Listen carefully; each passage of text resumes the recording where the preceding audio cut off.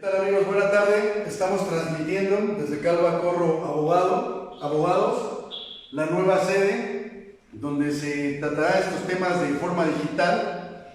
El tema de hoy es violencia doméstica y vamos a comenzar presentando a las personas que van a participar. Comenzamos con el licenciado Alfonso Alvarado Guzmán.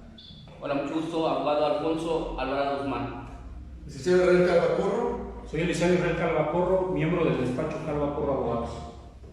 Tenemos a la abogada Evelia Calva Ramírez. Mucho gusto, Evelia Calva Ramírez, a sus órdenes. Soy miembro del despacho Calva Corro Abogados. María Luisa Cruz Quintero, que nos acompaña como representante de una ONG que se llama Linderos y Límites Territoriales del municipio de San Andrés Cholula, Puebla. Muchas gracias, muy buenas tardes. Mi gusto de estar aquí compartiendo con ustedes. Desde Atlisco, Puebla, la abogada Emilia M. Manzanares. Hola, ¿qué tal? Buenas tardes a todos. Hola, buenas tardes. ¿Qué tal? Buenas tardes. La abogada María Karina de Tlaxcala.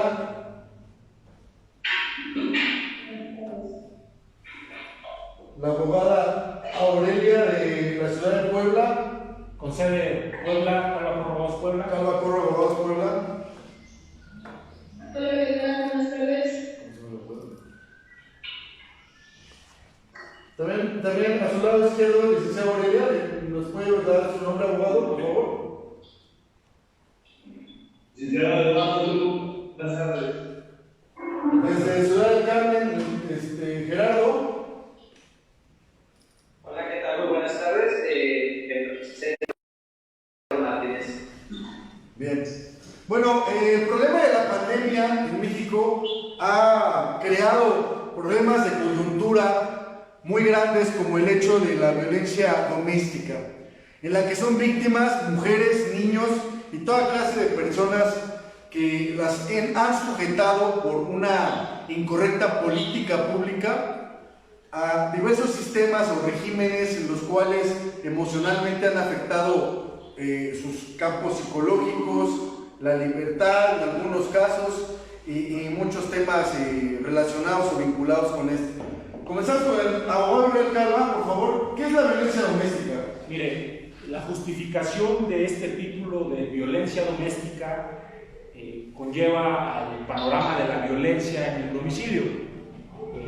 No quisimos titularlo una violencia de género porque, digamos, violencia doméstica es el género de la problemática que existe en los domicilios. Precisamente doméstica viene de domus, del latín domus, que significa hogar, y que precisamente estamos viendo las circunstancias en donde los sujetos, por parte de un problema de salud, los restringen, o sea, los limitan en sus domicilios, y el problema no es netamente de salud. Se vienen generando en forma sistémica y escalonada más problemas, y uno de los principales problemas que se vinieron generando a partir de este aislamiento social es la violencia doméstica, en donde se afectan a niños, se afectan a mujeres, se afectan a personas de la tercera edad, y generando un cúmulo de problemas dentro de la familia. Incluso hablo de doméstico a sujetos que viven en el mismo domicilio que no sean familia, porque recordemos que las legislaciones penales en otros estados manejan violencia familiar, pero ampliamos el tema porque abarcan todos estos problemas que muchas personas que nos siguen nos decían: oiga, ¿qué puedo hacer? Precisamente este tema es para poder llegar a esas personas que están sufriendo estos problemas actualmente y puedan acceder y tener conocimiento de cómo pueden actuar en contra de esta problemática. La justificación es, le digo, doméstico y la violencia generada. ¿Qué nos puede decir el licenciado Alvarado respecto al concepto de violencia? Bien, como lo ha comentado el licenciado Israel Calva Corro, la violencia doméstica puede presentarse de diferentes formas, ya sea a través de una intimidación, amenazas o conductas. que regularmente una persona utiliza para ejercer un poder o un dominio sobre otra persona. Llámese que se puede traducir de diferentes maneras, ya sea una agresión directamente física o un estado psicológico emocional, no nada más de manera física. Entonces, todo ese tipo de circunstancias, como lo ha comentado el compañero, no necesariamente abarca un género, sino es en un domicilio. Por eso es que utilizamos la forma de doméstico. ¿Qué consecuencias puede traer? Como lo he mencionado, daños físicos, psicológicos, como puede ser una depresión, una baja autoestima, o inclusive hay personas que pueden llegar inclusive hasta el suicidio. ¿Sí me explico? Por esta presión, por esta violencia doméstica. ¿Cuáles serían las formas de violencia más comunes? Las formas de violencia más comunes, pues bueno, puede ser la psicológica, la física, es decir, golpes, agresiones, de manera psicológica, intimidar a tu cónyuge, a tu esposa, a tus hijos, y que les traduce en una afectación, no nada más lesiones, sino que también una afectación psicoemocional. Y pues bueno, hablábamos hace un momento de que existen tipificaciones, la legislación penal de cada estado abarca un delito en específico. Claro, y lo que hemos estado viviendo ahorita en pandemia, este nuevo problema es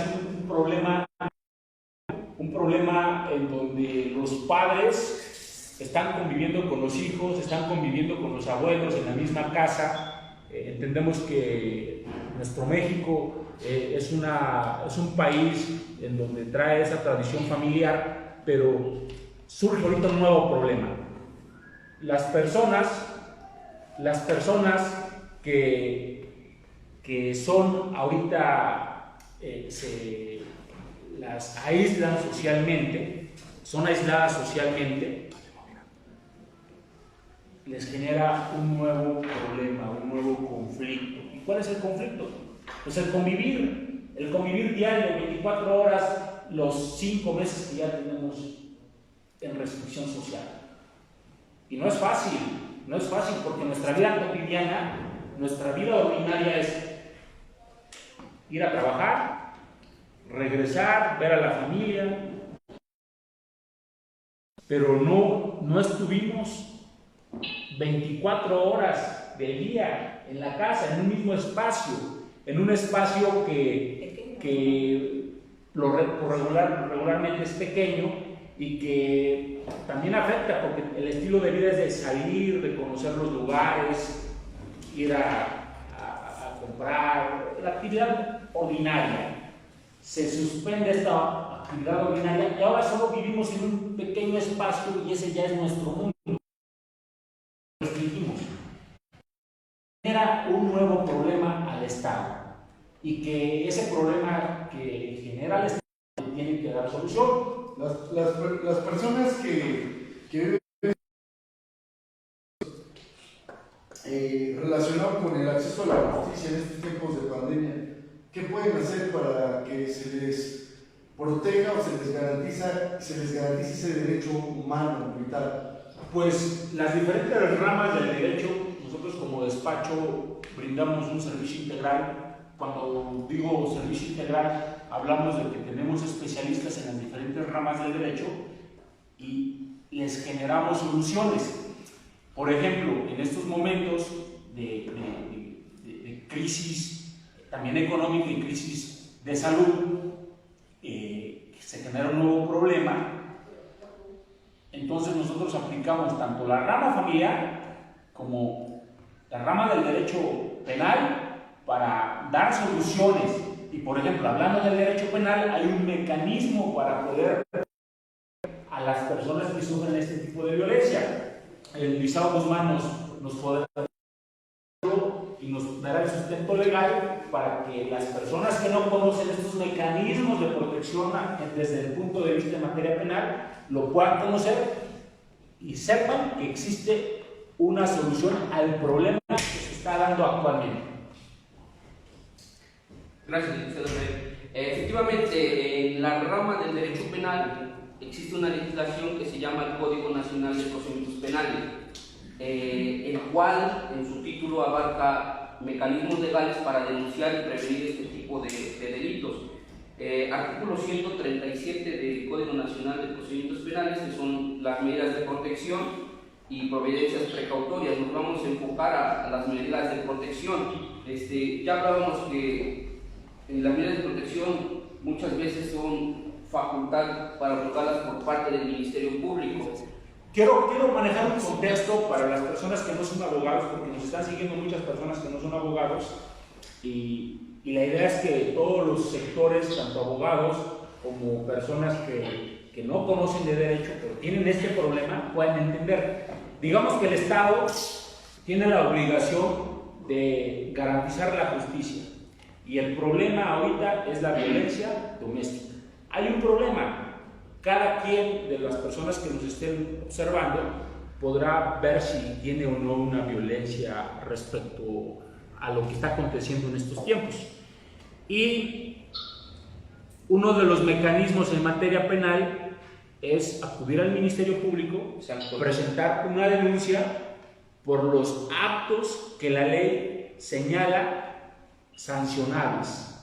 Entonces, se acude al Ministerio Público y la legislación, el licenciado ya dijo, el fundamento legal, se acude y se va a pedir una serie de protección a la persona, y estas son las hipótesis para proteger a las personas, y las vamos a encuadrar para aquellas personas que sufran violencia doméstica. Perfecto. Artículo 137, Código Nacional de Procedimientos Penales, fracción primera. Licenciado Israel, licenciado Rodolfo. Prohibición de acercarse o comunicarse con la víctima o ofendido.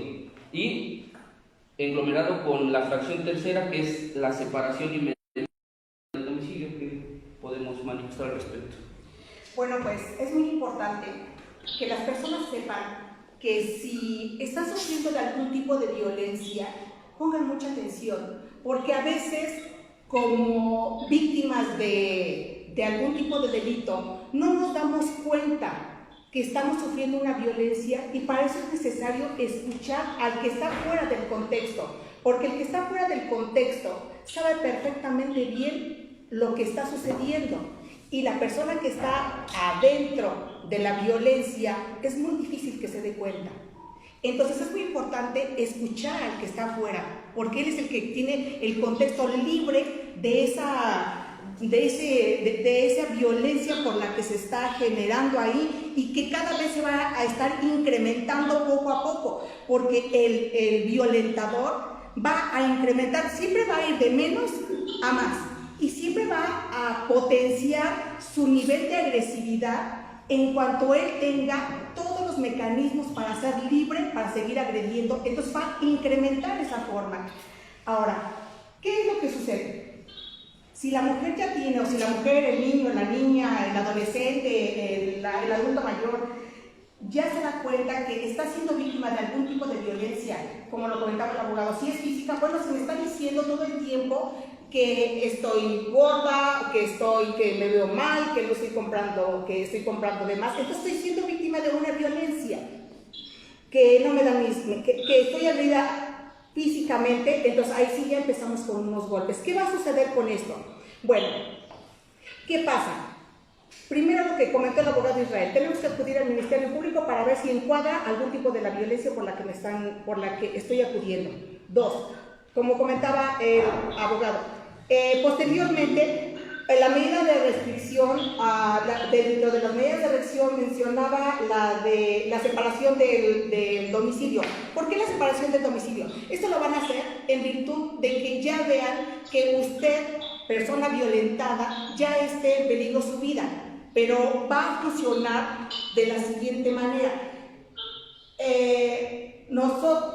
Generalmente se le detiene ahí a la persona, se encuadra, se encuadra el tipo de agresión que tiene, para que se le pueda dar el fundamento legal para que se pueda proceder, y entonces mandan a traer a seguridad, ya sea municipal o estatal, para que con base en ese apoyo entonces acudan a hacer el retiro de esa persona para proteger y salvaguardar la vida de esa persona quien en esos momentos está en peligro su vida. Gracias, abogado. La cuestión práctica, y por ahí tenemos aquí atrás a la abogada Aurora, que es la encargada del área penal desde el Despacho Central Puebla. La vida diaria en esta pandemia restringió el acceso a la justicia. ¿Qué nos puede decir, licenciada Aurora? ¿Cuál ha sido la vida práctica? ¿Qué ha Es sido? muy difícil, sobre todo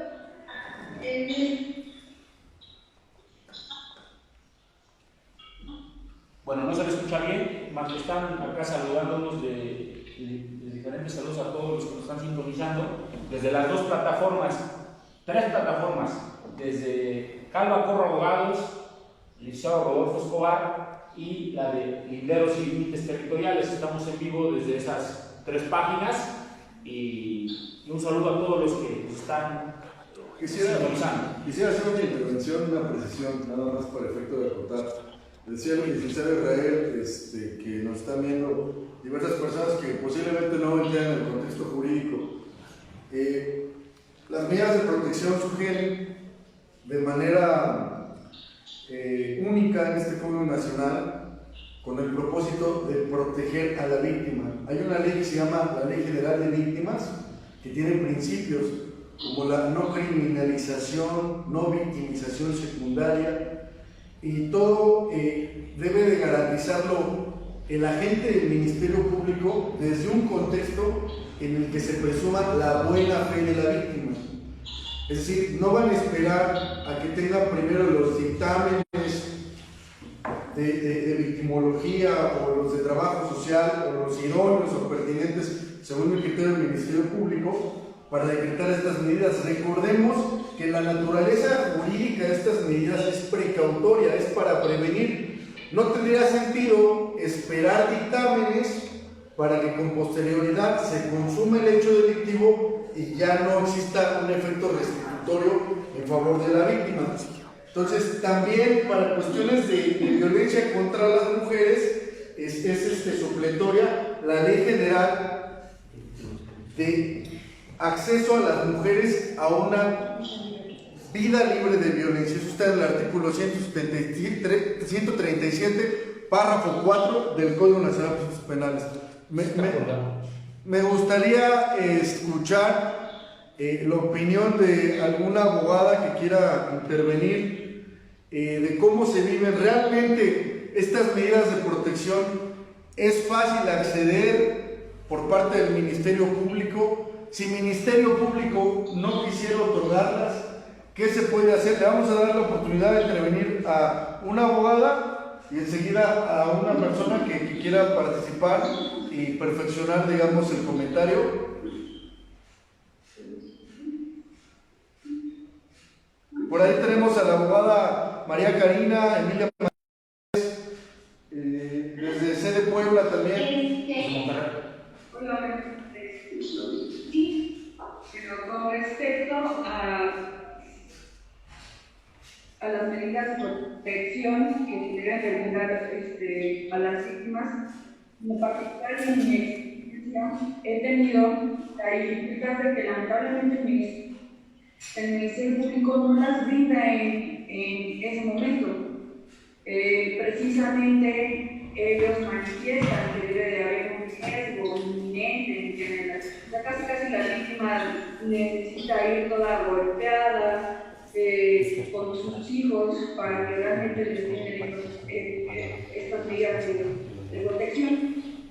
Sin embargo, pues me he llevado esto a control judicial previo para que ahí el juez de control sea realmente el que que me determine las medidas de protección que hizo, bueno, que el Ministerio Público en su momento dado no me dio acceso a la víctima. Ahora, en el estado de Oaxaca hay una legislación que tiene, digamos, beneficios para la víctima. Tuve la oportunidad de litigar en el estado de Oaxaca y en su artículo 27 bis de la Ley de Acceso a las Mujeres a una Vida Libre de Violencia de Género, ahí dice que el Ministerio Público tiene que otorgar obligatoriamente las órdenes de protección de emergencia, tanto de emergencia como también las preventivas, y sin que la víctima, aquí lo interesante es que la víctima no tiene que denunciar, solamente es como un trámite administrativo en el cual lo solicita de forma directa al Ministerio Público, y el Ministerio Público tiene la obligatoriedad de darlas. Entonces, esto está en el artículo 27 bis de la Ley Estatal de Acceso de las Mujeres a una Vida Libre de Violencia de Género. Entonces, esta legislación en el estado de Oaxaca lo que hace primordialmente es ponderar desde luego la vida y también la integridad de las mujeres.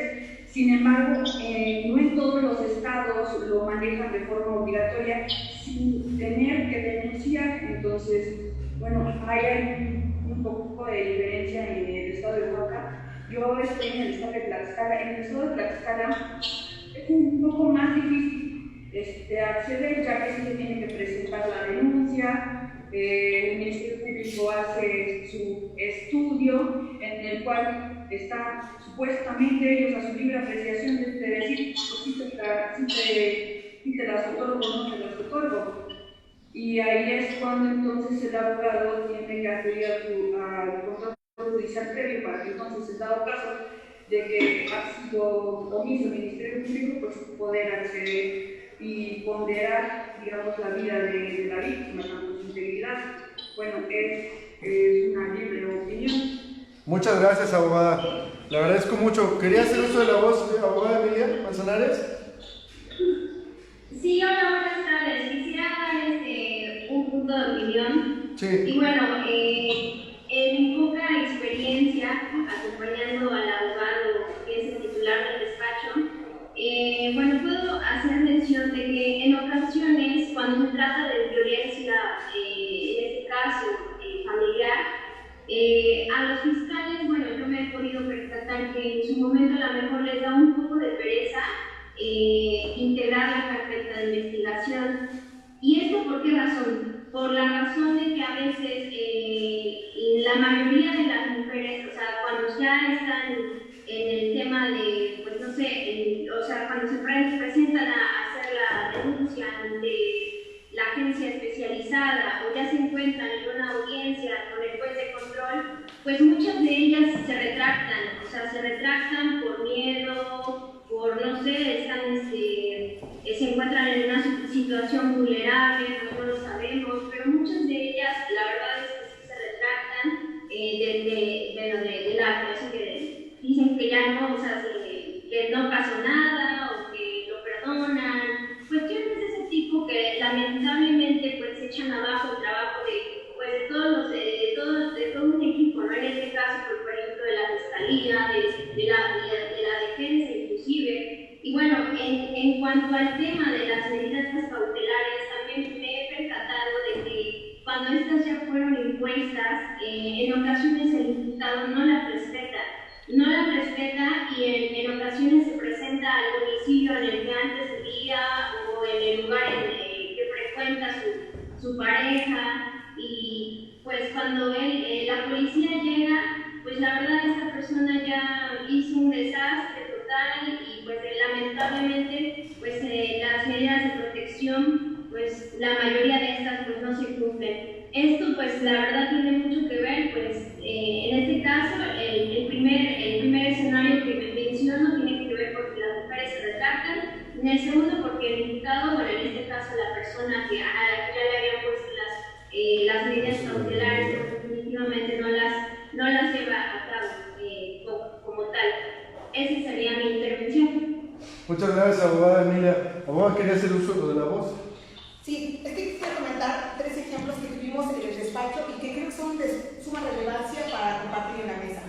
El primer caso fue de una señora que por obvias razones se puede omitir su nombre, pero la señora acudió con nosotros porque fue lesionada, severamente lesionada, o simplemente muy lesionada, acude al Ministerio Público y ahí resulta que le dan a entender que pues ella tenía la culpa de los golpes, número 1. Número 2, no le quieren dar seguimiento a su asunto. y tampoco le ofrecen las medidas de protección. Ella nos contacta, regresamos con ella y gestionamos la medida de protección, la separación inmediata del agresor. Entonces, efectivamente se lleva a cabo, estamos con ella hasta que se ejecuta el cumplimiento de la orden. Separan al agresor de su domicilio. Pero ¿qué fue lo que sucede? Que ahí la señora le empezó a dar permiso al agresor de regresar. Ese fue un gran problema. Cuando nosotros ignorando estos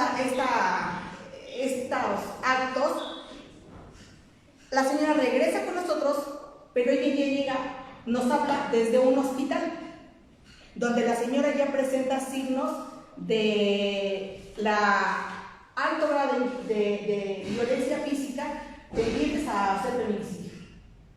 ¿Qué es lo que pasa? Pues que entonces igual ya procedemos de otra manera, la canalizamos con el psicólogo porque ella debe de tener una atención. ¿Y qué es lo que sucede? Al momento de que estamos al pendiente de ella, porque seguimos, independientemente de que ella lleve otra persona, estamos al pendiente de ella, de su estado físico, de su estado emocional, para saber cómo va. Y entonces, porque nos preocupa la vida como derecho fundamental de las personas.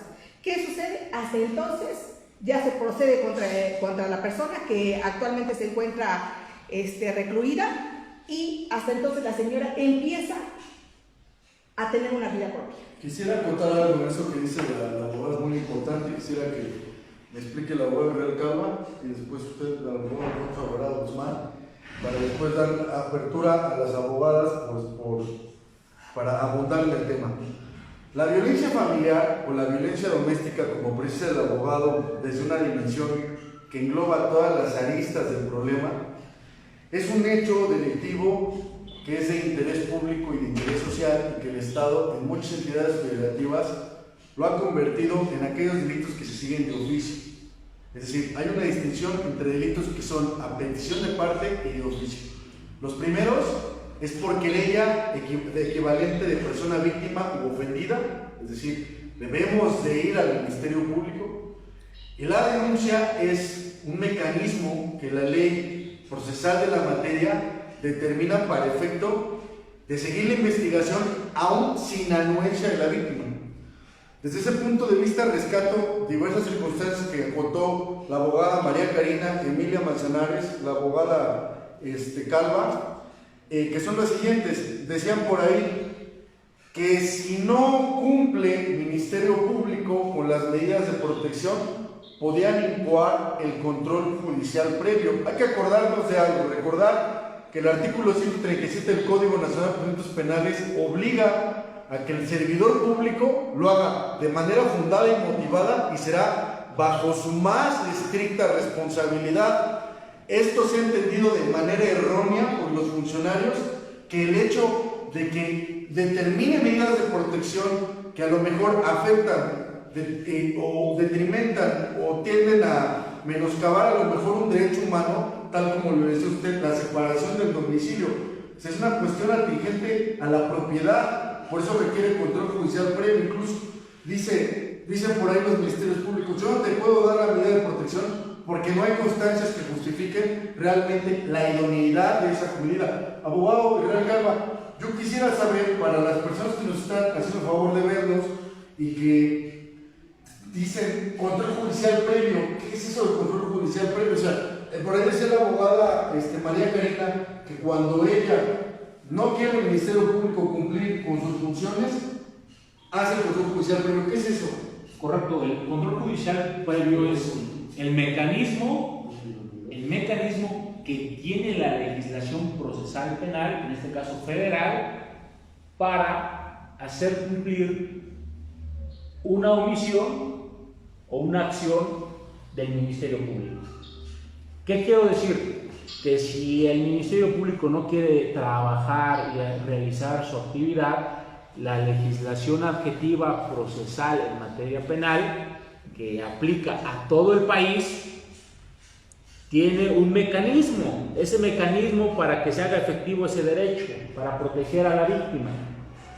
Y este mecanismo se hace a través de un juez de control. Antes, a la reforma a la reforma penal no había mecanismos dentro del procedimiento penal.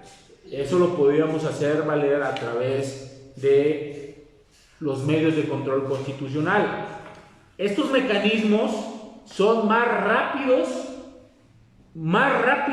que un amparo. Incluso ahora ya no procede el amparo, tenemos que agotar, hablando de cuestión técnica, ese mecanismo para poder ir al amparo. Es decir, si el juez de control, además de que yo ya le estoy justificando el por qué sí lo debe de hacer, pero el juez de control no lo hace, como en muchos asuntos se han escuchado a nivel nacional que no se han hecho, y al final la víctima pierde la vida.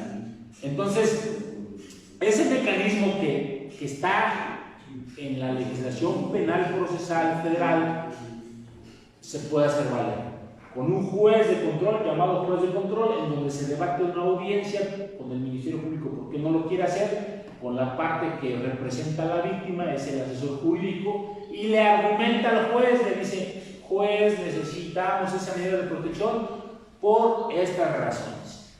El Ministerio Público va a justificar su no actuar respecto a esa solicitud y entrará un razonamiento por parte del Ministerio Público por qué no la hizo, y el juez determinará. Es una decisión no absoluta, porque ahí recae otro medio de defensa que se llama amparo, pero ya están las dos aristas. O sea, si hay un mecanismo para poderlas hacer valer, y ahora más rápida que el amparo. Por ejemplo, la experiencia nos ha dado que en ciertos distritos judiciales en una semana nos dan la audiencia, que debería de ser más rápida, Una semana es mucho, o sea, estamos protegiendo la vida de una persona, y para proteger la vida de una persona, esto se equipara, y me voy al mundo del amparo como una suspensión provisional del acto que se está solicitando, para el efecto de proteger la vida de la persona. Tiene que ser de forma inmediata, incluso las horas pueden ser determinantes para que la persona viva o deje de existir en ese momento. Muchas gracias, abogado Alfonso. Y a continuación del abogado Alfonso, si alguien quiere hacer uso de la voz, abogada Karina, abogada Emilia Manzanares, abogada Rosy, abogada Aurora, por allá por el otro lado de la pantalla, por favor háganmelo saber levantando su mano para que se les dé el uso de la voz y que se les permita externar su opinión, por favor. Claro, opinión en la vida práctica. Acudes a la agencia del Ministerio Público, víctima u ofendido, y la primera traba es requisitos. Requisitos para mí absurdos, como son comprobante de domicilio, identificación oficial, y si no, no te recibo la denuncia. Recordemos, y lo ha dicho el licenciado Rodolfo, que existen delitos que son de querella y delitos que se persiguen de oficio. Tratándose de oficio, cualquier persona que tenga conocimiento de un hecho delictivo puede acudir a la agencia del Ministerio Público y presentar la denuncia. Si es de oficio, el Ministerio Público está obligado a realizar la investigación sin requisitos de procedibilidad. Es decir, tratándose de un menor de edad, hay que velar por los derechos de ese menor de edad, es decir, su protección. Por eso se llaman medidas de protección. ¿Qué tenemos que hacer nosotros los abogados, en mi humilde opinión? Bueno, esas trabas existe, efectivamente, ya lo dijeron, un recurso innominado, así lo llamamos nosotros. Es decir, acudimos ante el juez de control, y ya veo que todos los abogados coincidimos en esa circunstancia, y hacer de ver la omisión del Ministerio Público. ¿Por qué? Porque si no lo hacemos, recordemos que el artículo 108 y 109 del Código Nacional de Procedimientos Penales vela por los derechos de las víctimas y ofendidos. Es decir, debemos de hacer valer esos mecanismos. ¿Para qué? Para prevenir esas circunstancias. En mi humilde opinión, en la práctica, yo considero que como abogados debemos prestar énfasis en esas circunstancias, y coincido con todos mis compañeros. Muchas gracias, abogado Guzmán. Abogada María Karina, por favor. ¿Tiene el uso de la voz? Bueno, si bien es cierto que el Código Nacional marca la finalidad de protección en su artículo 107, también tenemos en cada uno de nuestros estados, como por ejemplo en el estado de Tlaxcala, la ley que garantiza el acceso a las mujeres a una vida libre de violencia en el estado de Tlaxcala, en su artículo 47. Aquí las órdenes de protección, porque bueno, aquí ya en esta ley lo marca desde la ley general, que son órdenes de protección, marca una infinidad, digamos, más amplia, todas las medidas que existen, que pueden tener acceso las víctimas, que van desde, digamos, de las órdenes de protección de emergencia, que está desde la desocupación inmediata, del agresor del domicilio conyugal, la prohibición de acercarse al domicilio, el reingreso a la víctima al domicilio, la prohibición de intimidar, y bueno, aquí marca ya una forma más amplia todas las órdenes de protecciones de forma tanto emergente como preventivas.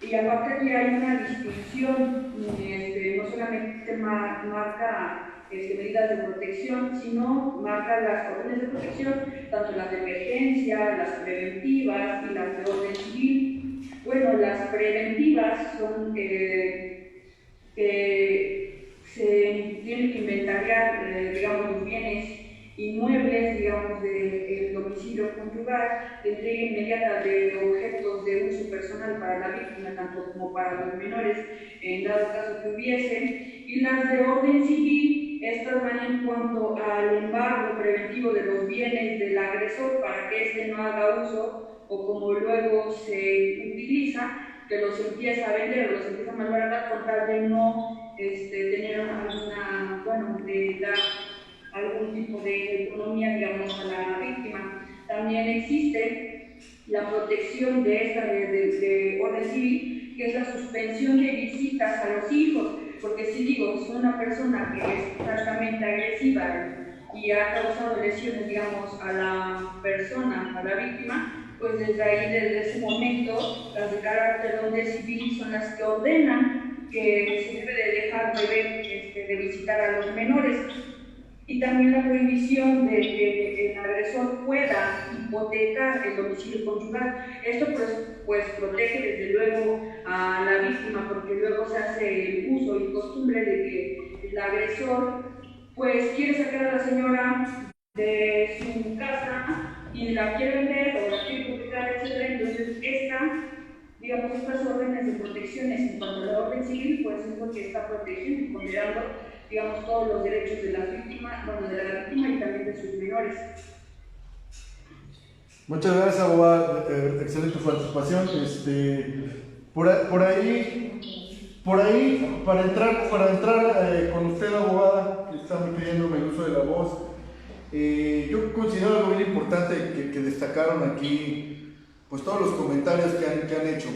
A ver, hay un principio de idoneidad. Quiere decir eso.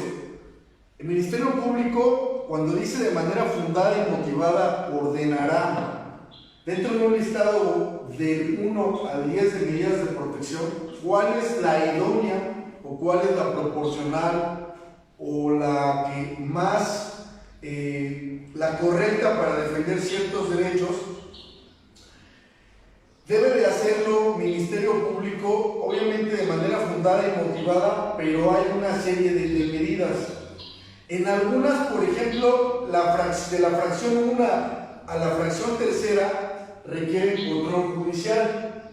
¿Qué es control judicial? Bueno, que el juez, como va a afectar ciertos derechos humanos que tiene el imputado o el presunto inocente, bueno, desde luego que el Ministerio Público las tendrá que ordenar, y dice la ley, dentro de los 5 días siguientes a la imposición de esa medida, se celebrará una audiencia en la que el juez las puede ratificar o las puede cancelar. Desde esa dimensión, abogada, usted hablaba de algunas cuestiones atingentes a que tenía que llegar la víctima, se le hacían una serie de estudios o se hacían una serie de requisitos que ordena el Ministerio Público. Quisiera saber si el Ministerio Público está obligado a otorgar esas medidas de protección sin requisitos y sin formalidades, ¿O es muy necesario y muy prescindible que le haga previamente a ordenar esos estudios, o esas medidas, perdón, estudios psicológicos, por ejemplo, trabajo social, peritajes y victimología, etcétera? Porque desde luego no es muy lógico, desde la querella puede entenderse que pues las necesito, o sea, desde las querella y a lo mejor, como decía usted en el dictamen de lesiones, ¿no? Era evidente que las necesitaba, y muchas veces exigen requisitos extralegales como los dictámenes en victimología o de trabajo social para aplicar esas medidas. La pregunta es, ¿las tienen que ordenar de forma inmediata o son necesarios estos peritajes? Dependiendo, abogado. Si son de emergencia, son directo, las aplica el Ministerio Público encargado de aplicar las medidas de protección directamente. Si son preventivas, entonces sí se van a peritajes. Primero, con base en todos los peritajes, entonces le entregan ese sustento a la abogada encargada de la aplicación de las medidas de protección para que ella tenga el fundamento legal para poder proceder. Excelente. Yo quisiera, para efecto de que todas las personas que están viéndonos y que a lo mejor no les ha quedado muy claro en qué consisten estas medidas de protección, hablaba por ahí la abogada María Karina que hay otras medidas. De acuerdo a la ley de Tlaxcala, ya lo decía yo, hay una ley general de acceso a las mujeres a una vida libre de violencia, pero no nada estamos hablando de mujeres, estamos hablando del tema del contexto genérico, ¿no? Niños, ¿qué pasa con los niños? ¿Qué pasa con los ancianos? ¿Qué pasa con esas personas vulnerables que necesitan dar su condición de marginación o de vulnerabilidad? Estas medidas. Entonces, si me permiten, quisiera preguntarle a Israel, después de leer todas las medidas, quisiera preguntarle el análisis de acuerdo a la idoneidad que acabo de mencionar y sobre estos entes que son vulnerables, si son una obligación inmediata que tiene que hacer el Ministerio Público, y si no lo hacen, ¿qué ocasiona? ¿Una responsabilidad administrativa? ¿Una responsabilidad penal para el Ministerio Público? ¿Hay una ley que sanciona al Ministerio Público si no lo hace? Entonces permítame leer y enseguida le doy uso de la voz. El Ministerio Público, bajo su más estricta responsabilidad, ordenará fundada y motivadamente la aplicación de las medidas de protección idóneas cuando estime que el imputado representa un riesgo inminente en contra de la seguridad de la víctima ofendida. Son medidas de protección las siguientes. Número 1, prohibición de acercarse o comunicarse con la víctima ofendido. Número 2, limitación para asistir o acercarse al domicilio de la víctima o ofendido al lugar donde se encuentre. 3, separación inmediata del domicilio, entrega inmediata de objetos y uso del personal y documentos de identidad de la víctima que tuviera en su posición el probable responsable. Número 5, la prohibición de realizar conductas de intimidación o molestia a la víctima.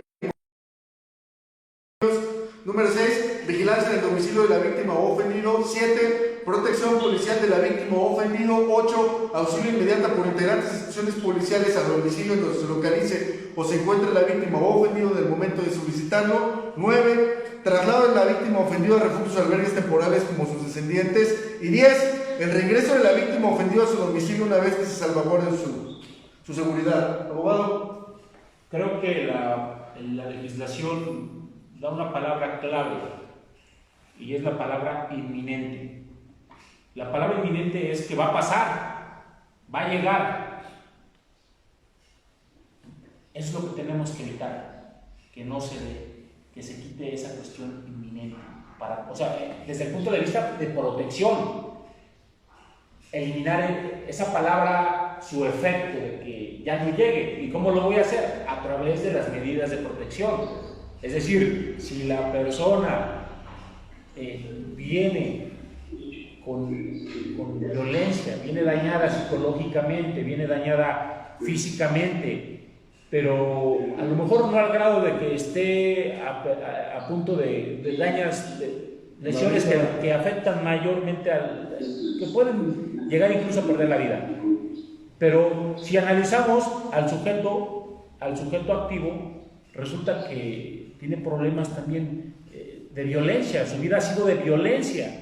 Entonces, ¿qué podemos esperar? O sea, ¿qué podemos esperar de una persona que se dedica a eso y que a lo mejor la persona en este momento es la primera vez que le propina un golpe o la afecta psicológicamente? y llega el Ministerio Público y dice, no, pues no veo nada, yo creo que está usted bien, váyase usted a su casa. Pero si no analizan al sujeto activo, que resulta que posiblemente su comportamiento historial legal apunta que ha tenido problemas de violencia, pues es inminente.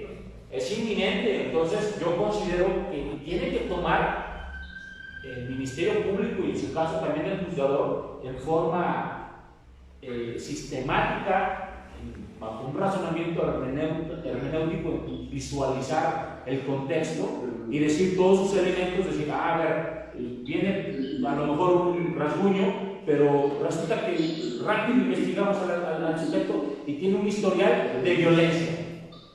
Es inminente que va a ocurrir lo fatal, ¿no?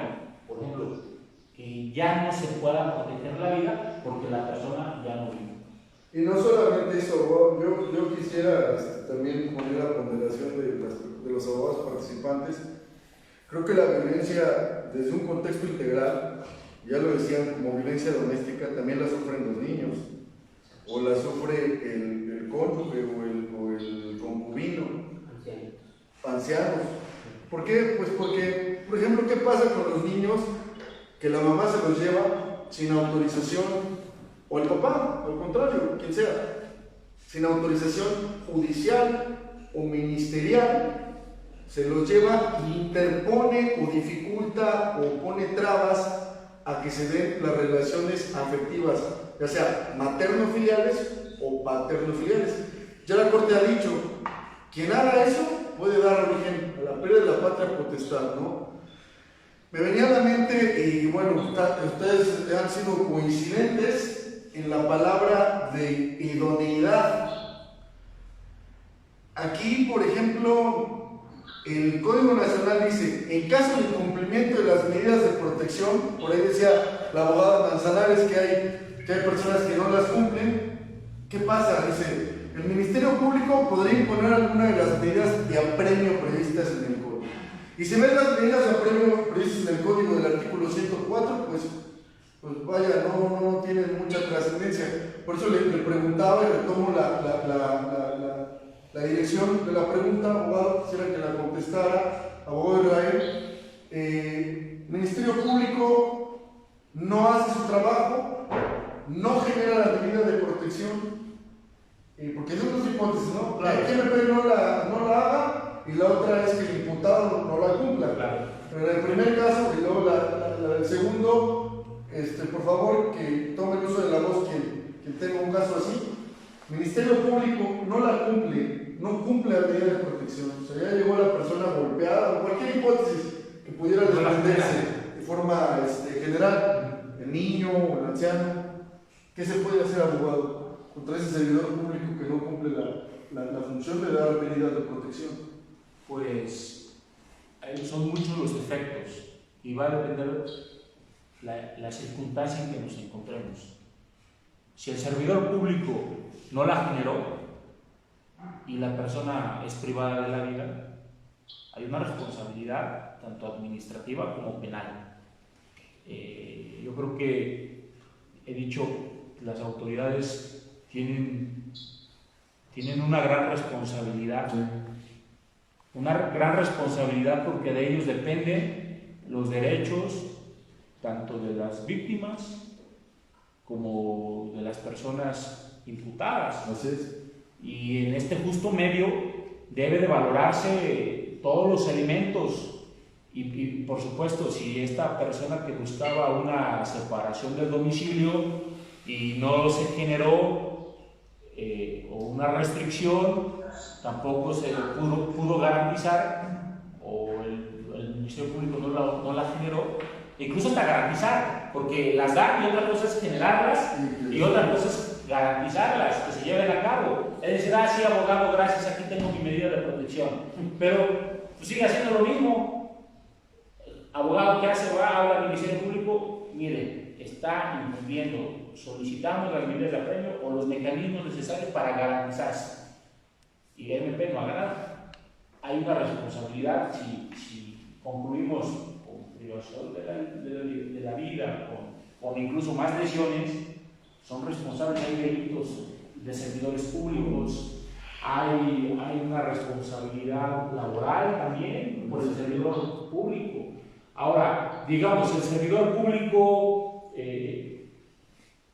no genera ninguna de las hipótesis que estábamos hablando, siempre va a tener una responsabilidad. Por eso hablo, servidores públicos tienen en sus manos los derechos de los gobernados.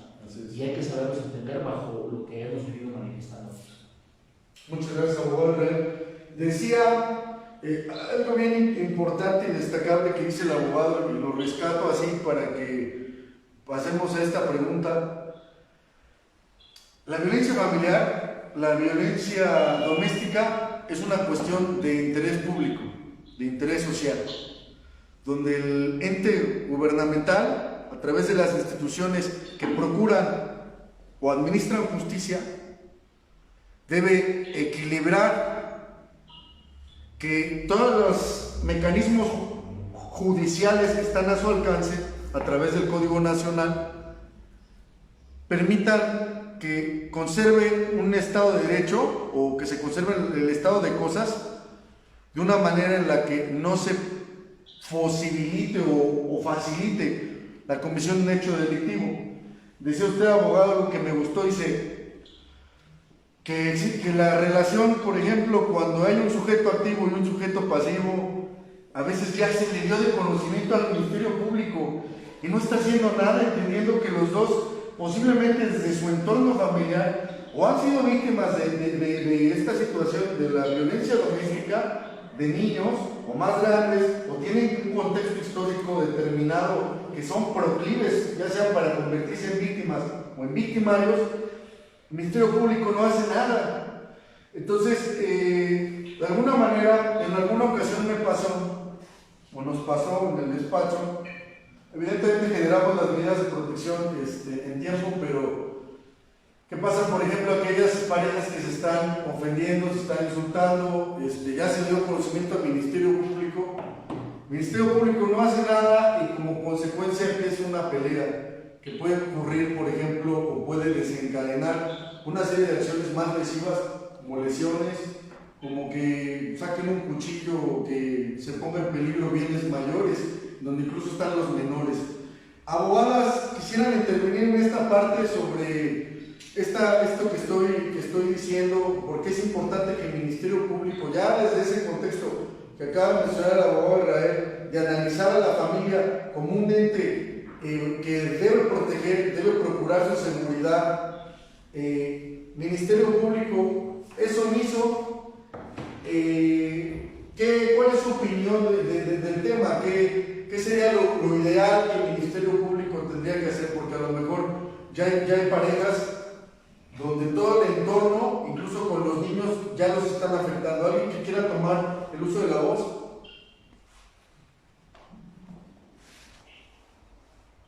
Háganme favor de levantar su mano.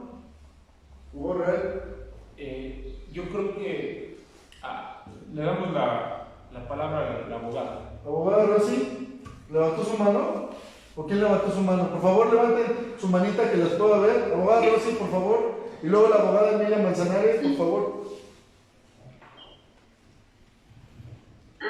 La abogada, mi intervención va en sentido a lo siguiente. Bueno, si bien es cierto que el artículo 21 constitucional le da las facultades al Ministerio Público para que él sea el único que pueda intervenir en este tipo de asuntos, bien es cierto que, existen otro tipo de instituciones. Por ejemplo, en este caso, quien más se aboca al tema de la violencia de la familia o a la violencia de género es INMujeres, el Instituto Nacional de las Mujeres. También existen otras instituciones como es el Sistema Nacional, es el Sistema Nacional de Protección, el Sistema Nacional de Prevención, Atención, Sanción y Erradicación de la Violencia contra las Mujeres. Existen otras instituciones que también le dan acompañamiento a las familias precisamente para este tipo de temas que tienen que ver mucho con el tema de la violencia en la familia. Entonces, bueno, digamos que hace un rato mencionaban o hablaban de las medidas de protección o las medidas cautelares que son impuestas precisamente por un juez, que bueno, a final de cuentas ellos son los encargados de proporcionarlas. Sin embargo, bueno, este tipo de instituciones, inclusive el sistema DIF de los estados, por ejemplo, en mi caso, en el estado de Puebla, también le dan cierto acompañamiento a las personas y a las familias, en este caso, bueno, a los niños, a las personas adultas, a las mujeres.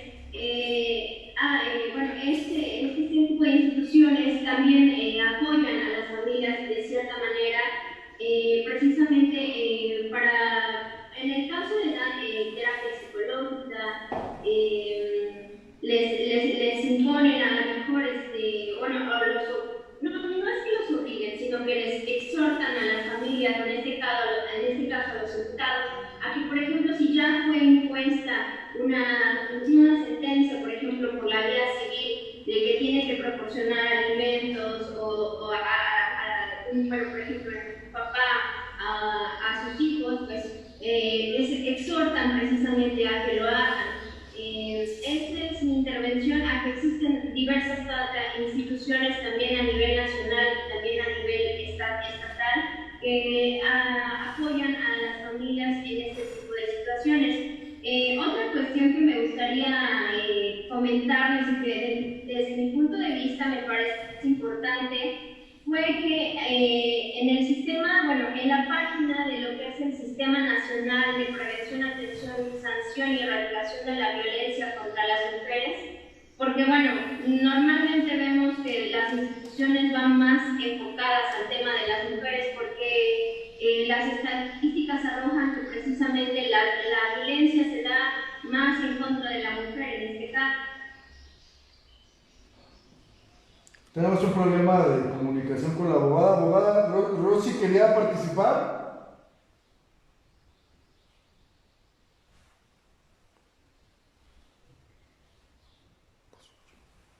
No la escuchamos, abogada Rosy. No se escucha su audio. Bueno, damos apertura, abogada Rosy, a que haga lo pertinente para solucionar su conflicto de audio. Abogada Aurora, quisiera participar, no hemos podido escucharla. ¿Sí, ya me escuchan? Sí. Buenas tardes. Buenas tardes. Buenas tardes, sí, abogada. ¿A uso de la voz? Sí, gracias. Bueno, pues mi opinión respecto a lo que comentábamos ahorita, sí, efectivamente, no solo existe violencia doméstica a las mujeres, si bien es cierto que también los niños se han visto afectados en esta contingencia, precisamente por la situación, por ejemplo, académica, educativa, que los niños llevaron lo que es su estudio a través de medios electrónicos, en línea, y esto pues hubo una presión a la madre por regular, que es la obligación de estar al pendiente de tareas y todo eso. Entonces sí se incrementó, al menos aquí en el estado, la violencia contra los niños por el mismo estrés, presión de la mamá. Se dio esta situación. Porque unado a eso, pues la madre de familia, pues entendemos que tiene otras obligaciones aparte que llevar a cabo. Entonces sí quería comentar esto, ¿verdad? Que efectivamente, como dice el licenciado Rodolfo, la violencia no solo fue o es para las mujeres, también es con los niños y con los adultos mayores, puesto que hay adultos mayores que están a cargo de los hijos y a su vez también pues sufrieron esta situación. También quería comentar que la violencia no solo es física, también hay violencia doméstica psicológica. Y si bien sabemos que esa es la más bueno, pues la que más afecta, porque afecta el ritmo de vida, pegan las emociones y todo ello. Afortunadamente, como comentaban las abogadas, hay diversas instituciones de apoyo a nivel estatal, a nivel nacional, que podemos recurrir a esto. Aquí en el estado de Nuevo León, en el municipio específicamente de General Escobedo, que es donde una servidora vive, la alcaldesa Clara Luz puso un establecimiento precisamente para ese tipo de apoyos para los adolescentes, y hizo por ahí algunas becas deportivas, y bueno, hay diversos programas para poder mantener a los jóvenes, a los niños en actividad. Si bien es cierto que pues, no se puede ahorita salir a las calles por la situación que estamos viviendo, pues sí hay diversas actividades también en línea, inclusive. Sí. ¿Sí me escuchan? Sí. Sí. Okay. Y la Secretaría de Educación Pública también tiene por ahí a través del Canal 28, que es de aquí del Estado de Nuevo León, actividades para entretener a los niños también. Entonces, pues sí, es importante todo esto y también lo que es las medidas de protección, ¿verdad? Que deben de ser por parte del Ministerio Público, pues sin tanto requisito, ¿verdad? Porque precisamente por eso surgen este tipo de situaciones que llegan hasta la muerte, homicidios, porque no se les da la atención adecuada en el momento adecuado. También, bueno, esta situación se presta a mucha corrupción por parte del Ministerio Público para dar seguimiento a las denuncias. Me ha tocado ver o saber de personas, mujeres que han ido a denunciar ante la agencia y no les hacen caso. Efectivamente, como comentaba la abogada, tienen que llegar muy golpeadas para que les puedan hacer caso. Entonces, se trata de prevenir. Entonces, hay mucho protocolo, mucha corrupción, porque en esta ocasión de la persona que a mí me tocó atender, pues le pedían 8,000 pesos para poderle dar seguimiento. De lo contrario, pues no, así simplemente le dijeron, váyase a su casa, es su esposo y hágale caso. Entonces, ¿dónde están las autoridades? ¿Verdad? Se trata de prevenir, esto es preventivo. Entonces, hay mucho que hacer, mucho que trabajar por parte de nuestras autoridades para prevenir esta violencia doméstica y de género. Y también, por último, comentar que, aunque no se da muy seguido, también existe violencia hacia los hombres. También los hombres padecen de esto en muy poco porcentaje, pero sí lo existe. Y por pena, por vergüenza, por qué dirán, no lo hacen. Pero también me tocó conocer un señor que su esposa lo golpeaba. Entonces, digo, es lo mismo. Hablamos aquí de igualdad, ¿verdad? Y pues debe ser igual y parejo para todos. Esa es mi opinión. Buenas tardes. Muchas gracias, abogada Rosy desde Monterrey. Yo veo también una dificultad, una traba generalizada de parte del Ministerio Público que lo toma la manera de justificación. Cuando se trata de la figura de las medidas de protección relacionadas con la 1 a 3, es decir, las que requieren control judicial, dice el Ministerio Público siempre, no, es que esas medidas requieren control judicial, entonces pues es más difícil que te las pueda obsequiar. Y le dice, mira, Ministerio Público, la persona está golpeada, la persona tiene riesgo fundado de que pueda ocurrir un hecho delictivo por la configuración precisamente de los hechos que te estoy dando a conocer. Entonces, yo creo que el Ministerio Público debe ser también lógico, ¿no? Creo que la institución debe ser lógica en el sentido de ver qué hechos se le están denunciando y de acuerdo a la Ley General de Víctimas existe un principio de no criminalización. Es decir, no puede llegar y decir, es que se ve que la señora le gusta, o se ve que la señora se dedica a la prostitución, o se ve que la señora, etc. Ese tipo de prejuicios que per se son discriminatorios se deben erradicar, pero que además la Ley General de Víctimas considera un principio de buena fe y de no victimización secundaria. Esa cuestión de la buena fe significa que deben de apelar, deben de creer lo que la víctima les está diciendo. Y creo que ahí pues pasa muy frecuentemente que el Ministerio Público se va de generar las medidas de protección.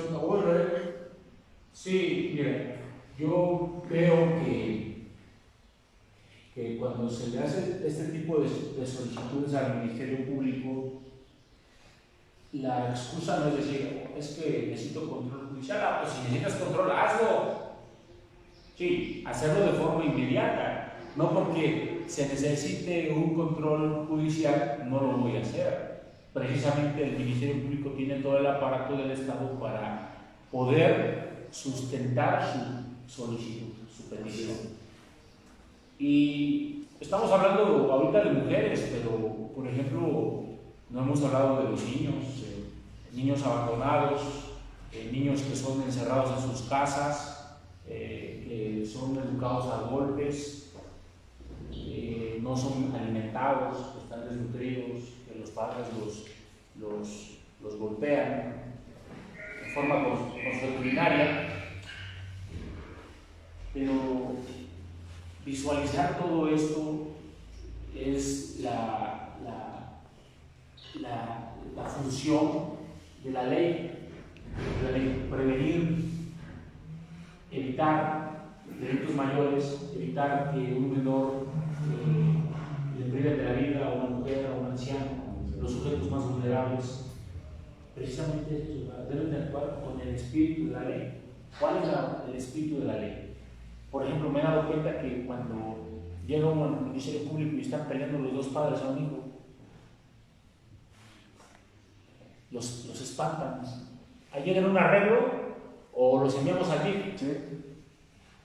Y eso es a nivel nacional, Sí.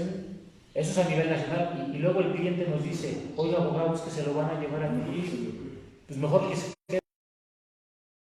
Entonces, ¿por qué hago énfasis de este tema? Porque a nivel nacional todo lo queremos arreglar con DIF. Autoridades, se va al DIF, pero no se dan cuenta que en la legislación hay una prelación.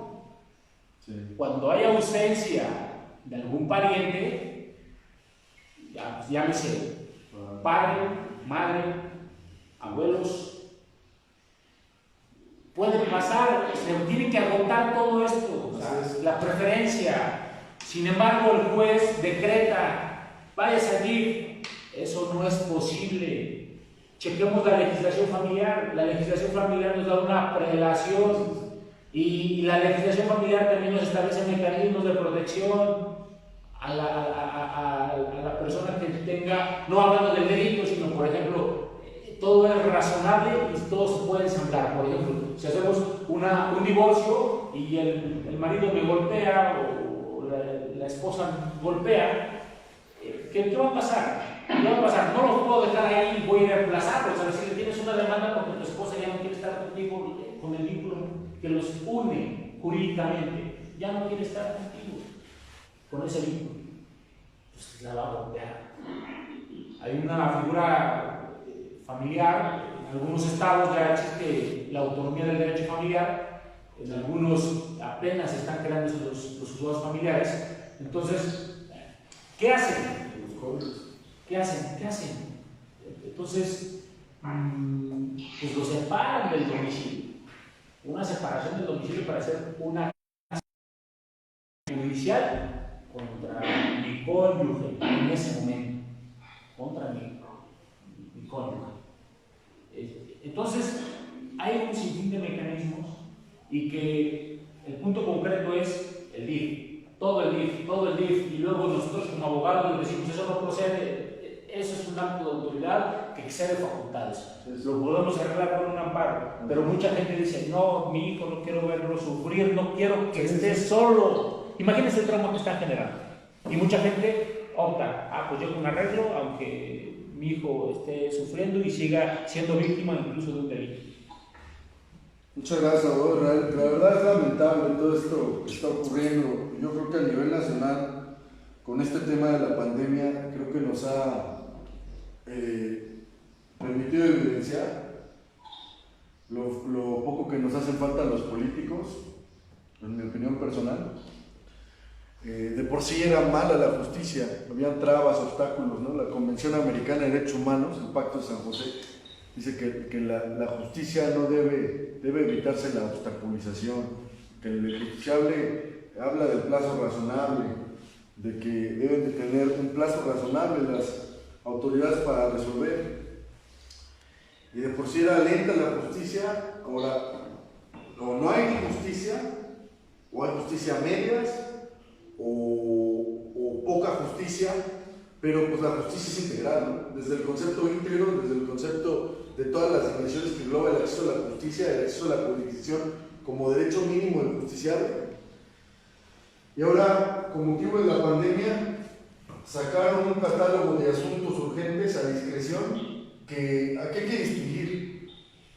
Cuando vamos a la primaria, ¿no?, nos enseñan que el Poder Ejecutivo tiene ciertas facultades, el Legislativo facultades y el Judicial otras. Pero lo más rescatable es que dentro del proceso legislativo o dentro del Poder Legislativo, pues al Legislativo corresponde crear la ley y al Judicial ejecutarla. Él no puede decir qué cosas están bien. Desde ese contexto, creo que el Consejo de la Judicatura Federal y el Consejo de la Judicatura Estatal tienen la facultad para suspender plazos y términos y mucho menos para suspender labores y crear un catálogo ahora de asuntos urgentes. En ese sentido, ya lo tocaba la abogada Rosy, ahorita lo tocó el abogado Israel, les hemos dado intervención y creo que han sido enfáticos en decir, ¿qué pasa con los niños? Ahí, en ese, porque pareciera que todas las entidades federativas copiaron y pegaron el mismo catálogo, es muy similar. Yo estaba analizando el de Querétaro, San Luis Potosí, Tlaxcala, Puebla y Ciudad de México, entre otros, es muy parecido, y dice, para cuestiones relacionadas con los derechos del menor, con motivo de ejercer sus derechos durante esta pandemia, dice, sí serán procedentes aquellos casos que afecten el interés superior del menor. Y pues el interés superior del menor pues es amplio, es el interés superior del menor. Claro. Yo creo que dentro de los grupos vulnerables que protege el Estado, como los campesinos, las viudas, las mujeres, etc., en cuestión de menores son los más vulnerables. Y por ejemplo, un derecho mínimo del menor pues es que estén con papá y con mamá. Pues ese es el escenario más benéfico, que estuvieran con los dos. Y si no se puede, bueno, como decía el abogado Israel, lo rescato y lo pongo a ponderación de todos aquí, todos los abogados que están participando, pues tendría que haber una prelación, ¿no?, de quién es idóneo. Abuelos, tíos, pero el último ente es el DIF. Aquí lo hacen al revés. Entonces, ¿quién me quiere hablar de este tema? ¿Qué les ha ocurrido con motivo de la pandemia con relación a estos derechos que el menor tiene de ejercer sus derechos de guardia y custodia? ¿Qué pasa en los juzgados? He sabido de muchos juzgados que no reciben las demandas, que discrecionalmente algunos sí, algunos no. ¿Quién me quiere hablar de esto, por favor? Abogado, por favor. Bueno, tuvimos un asunto, ¿no?, por ahí donde hablábamos precisamente de la prelación. Creo que ya es costumbre que inclusive los órganos jurisdiccionales canalizan inmediatamente al DIF. Tuvimos ese asunto en donde, por cierto, logramos la guardia y custodia para la hermana, ¿verdad? La hermana. Pero, o sea, tuvimos que batallar.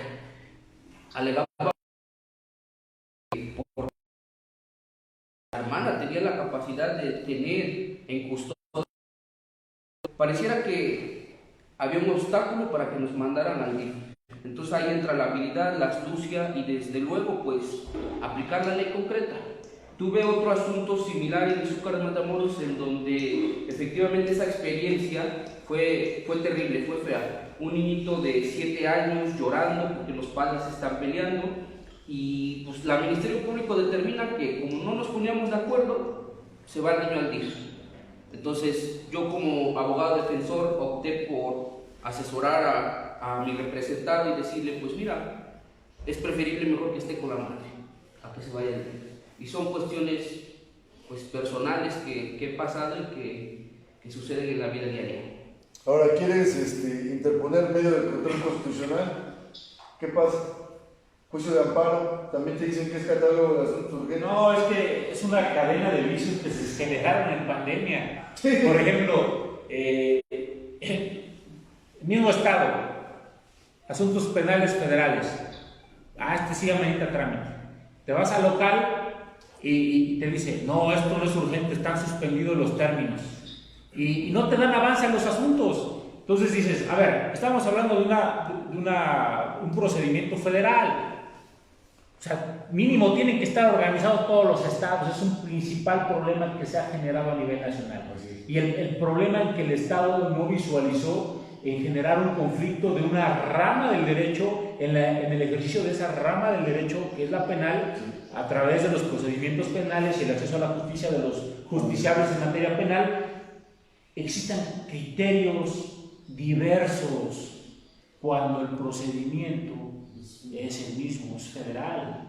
O sea, ¿qué conflictos? Y no tan solo eso, sino que incluso hasta por juzgados se hizo una cuestión discrecional. Y las cuestiones discrecionales no deben de existir en un Estado democrático constitucional. Un Estado de Derecho es un conjunto de normas que armonizan, que se haga posible la convivencia. Y creo que un derecho mínimo pues es que cada poder en el ámbito de sus competencias haga lo propio. Y el juez nunca va a ser un legislador. El juez no puede legislar qué asuntos son urgentes y cuáles no. Bueno, con motivo de eso, abogadas, quieren intervenir, por favor, hagan uso de la voz, pues digamos, de una forma más dinámica. Lo digo porque no nos han levantado la mano. Si quisieran hacer uso de la voz, de volada levanten la mano. Abogada Miriam Manzanares, por favor. Ay, antes que nada, una disculpa, hace un momento tuve un pequeño error con el equipo, pero bueno, ya estamos de nuevo por aquí. Y bueno, en cuanto a esos temas precisamente que tienen que ver, aquí estamos nosotros en Atlisco y precisamente nos había llegado un asunto de una familia en donde había ya una sentencia por el tema de la ley por vía civil. Ya se había llegado la familia a un convenio, la pareja se había llegado a un convenio. O sea, quisiera exponer precisamente este ejemplo. Y bueno,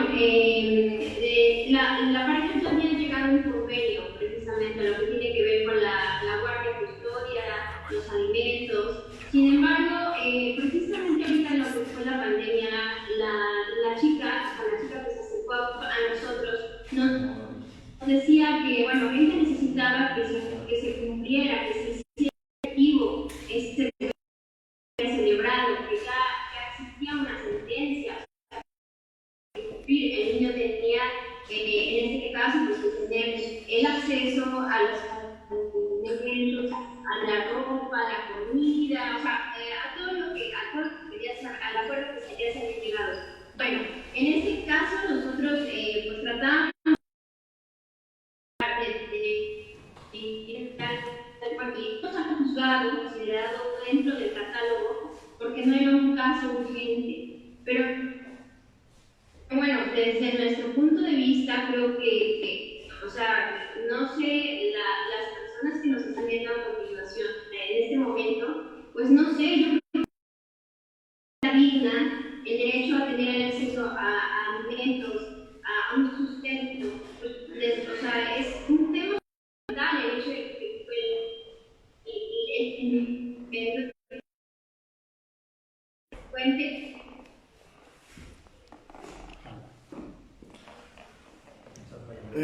Tienen problemas por ahí la abogada Manzanares con la reproducción de su audio. Vamos a generar las conclusiones y enseguida le vamos a dar, por favor, nada más la última intervención sería: recuerden que en materia familiar no existen acuerdos reparatorios. Precisamente al legislador se le ocurre restringir esta posibilidad de acuerdos probatorios, acuerdo reparatorio, precisamente por la circunstancia que usted comentaba. Muchas veces regresan y ocurre que vuelve a ejecutar la conducta delictiva. La institución del Ministerio Público por eso debe garantizar la justicia. Vamos a darle... Sí, va a comentar algo, por favor. Sí, bueno, es que me quedé en mis dos casos que son muy importantes porque el problema de las agresiones dentro del hogar no nada más compete a determinados grupos o a determinadas zonas. Pero generalmente pensamos que las personas que están con grado de marginación o las que no tienen acceso a un nivel de estudio, pues entonces que ellos son las que son más vulnerables. No, o sea, son las agresiones en todas sus manifestaciones, pues no tienen ni color, ni raza, ni origen, ni religión, no respetan nada. ¿Y a dónde voy con esto? Por ejemplo, tuvimos un caso de una maestra de una primaria que ella, pues supongo yo que dio acceso a que el esposo iba a tener el control económico. ¿Qué quiere decir? Que ella en su momento no previó que iba a ser ella violentada económicamente, porque también sufrimos de este tipo de violencia, de la violencia económica. Y entonces el esposo, ¿qué es lo que sucede? Él se empieza a hacer cargo del dinero y le empieza a ella a restringir el acceso a sus cuentas bancarias. Recuerdo, ella es maestra de primaria. Es donde nosotros la encontramos.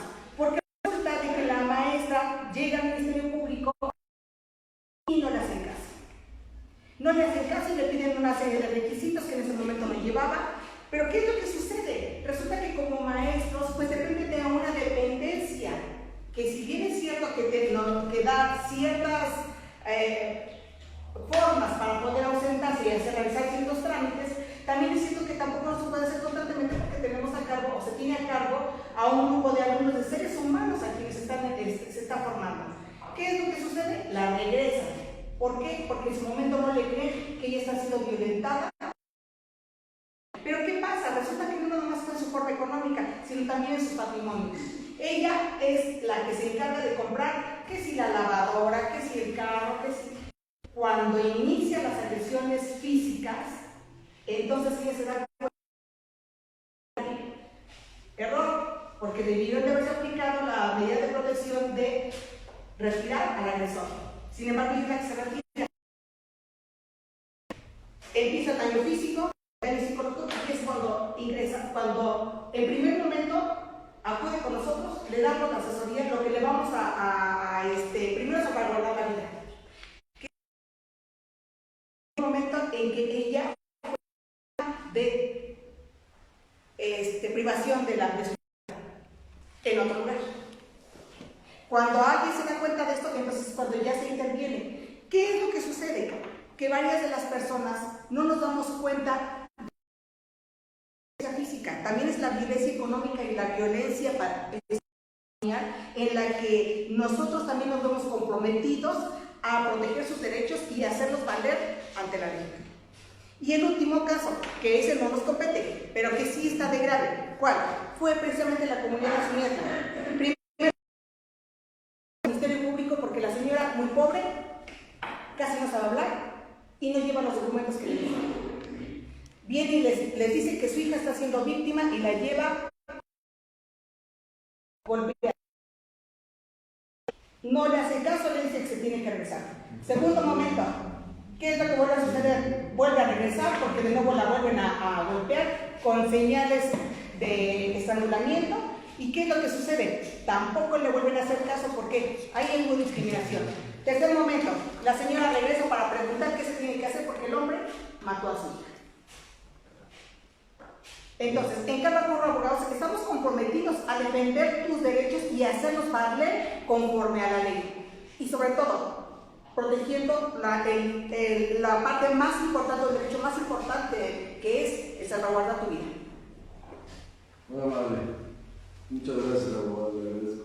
Claro, fue un placer que las personas están del otro lado, tanto las personas que nos enlazan vía Zoom, abogados, y las personas que están viendo desde las redes sociales, nos hayan escuchado.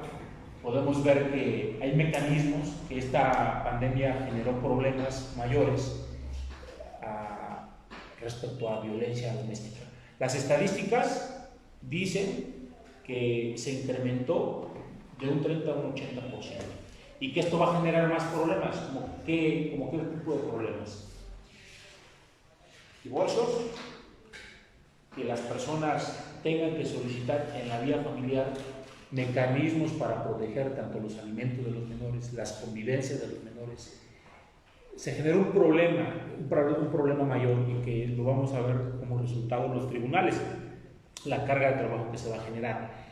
Entonces, al ver todo este problema y las dudas que tenían las personas que se han comunicado con nosotros, fue que generamos esta charla con abogados y no abogados. Precisamente queremos dar a entender dentro de las palabras más sencillas que podamos expresar para que podamos darnos a entender, nos hayan comprendido y que toda persona en un domicilio, como le llamamos doméstica, tiene derecho a que se le garantice la justicia.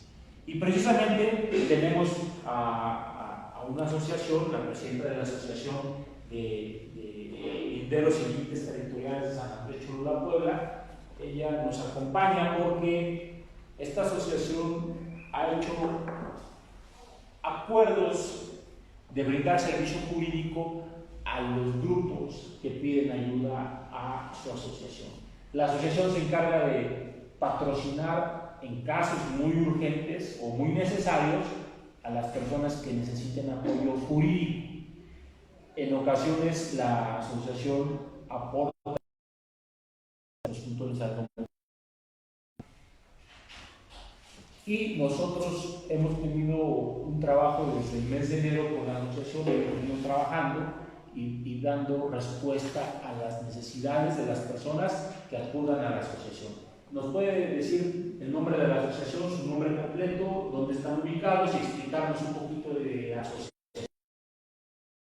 Muy buenas tardes, al otro lado de la pantalla y aquí presentes.